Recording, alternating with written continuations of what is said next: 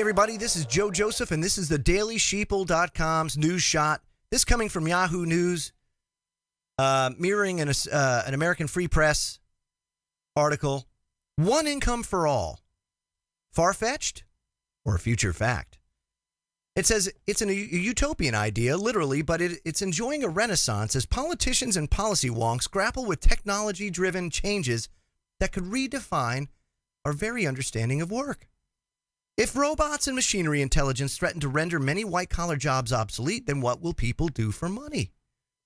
Enter the concept, my friends, of a universal basic income, a flat sum paid to all regardless of your existing wealth or your ability to work. It's one of the rare ideas that has supported and has support from both the libertarian right, which favors tearing up the welfare state, and the left wing.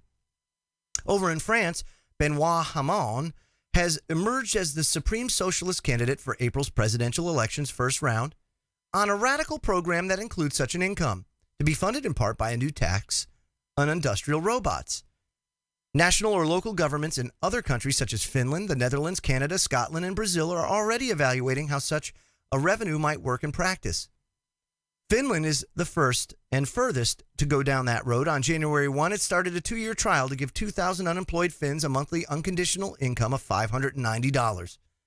At least advocates argue a basic income could replace the thicket of unemployment benefits currently on offer in many advanced economies, and those can perversely discourage people from retraining in new fields or taking on lower-paying jobs that society needs, such as caring for the elderly.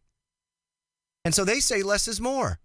At its most ambitious, the proponents say it would give everyone a safety net and encourage new modes of thinking. Work might no longer define our lives, and instead we might find productive existences in volunteering for the greater good. There's that word, the greater good. Or in the creative arts. Let me stop there.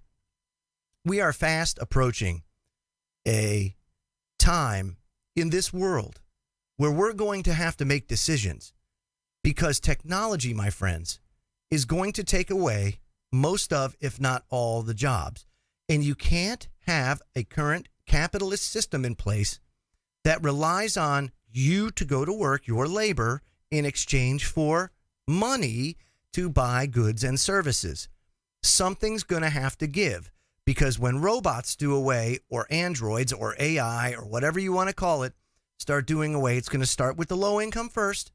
And it's going to trickle its way up to the more high-income jobs. There's a CEO, and I can't remember his name, on Wall Street, that's actually designing an AI program that is modeled after his own brain, so that when he dies, or when he stops, or when he retires, the AI can take over and run the company exactly the way he wants it run, just like he did, because the AI is modeled after him. So there will be no replacement CEO, because the AI is going to be the CEO. And an added bonus. That company or corporation doesn't have to pay that CEO AI millions of dollars to compensate him. Hey, what a bargain. So we're going to be coming up on this fast. We're already starting to see it again at the low income jobs, but pretty soon you're going to have administrative assistants out the door, and then it's going to trickle up from there. The only thing that I can tell you folks, in order to stave this off as far and as long as humanly possible, is to learn a trade, learn a valuable skill, because I can't see this happening without a ton of civil unrest, because there's not going to be a real solution that's really put forward that's going to sit well with everybody, where everybody's just going to sing Kumbaya. That's not the way humanity works. Normally, when there's big change, it often comes with a lot of turmoil and upheaval.